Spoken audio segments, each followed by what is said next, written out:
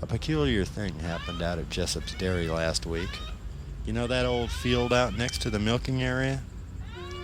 Well, I don't know how to explain it, but the pebbles on the ground grew into rocks, and then the rocks grew into statues that resembled the likes of men. And one of the statues grew into a temple. And on the door of that temple was an engraved image of a man with 100 eyes all over his head. The inside contains a large granite altar. The ceiling is covered with finely detailed engravings of shrubbery. A beautiful stone garden hanging upside down. And on the wall behind the altar was a message that read, "No human influence can save you now. You've got to sacrifice all your dairy cows." Old man Jessup wasn't very happy about that. And to make matters worse, the cows broke the gate open over at the pasture and formed a line leading up to the steps of the temple. Well, we decided to sacrifice one cow just to see what would happen. We took a half a quart of firewood, threw it on the altar, took one of the older cows and used a forklift to get her up on top.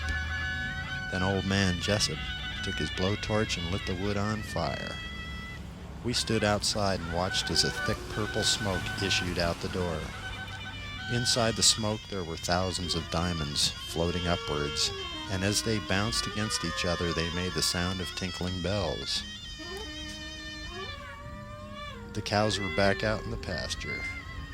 I've never seen those cows happier in all my life, and as the sun set, a new statue grew up from the ground, and it bore the likeness of old man Jessup's face chiseled onto it.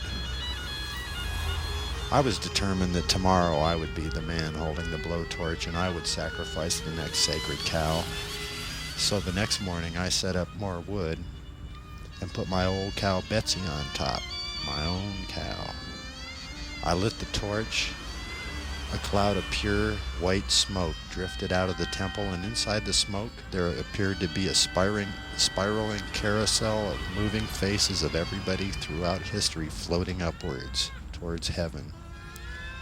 After the fire burned out and the smoke drifted out of sight, another statue emerged out of the ground.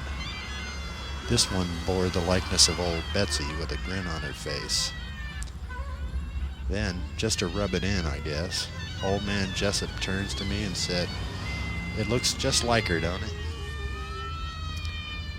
I guess Jessup made his sacrifice by having his name mentioned in an account of this story. Now folks around here are going to be pestering him forever wanting to see his new statues. And you can call me Old Betsy, because now you know what kind of dreams we cows have.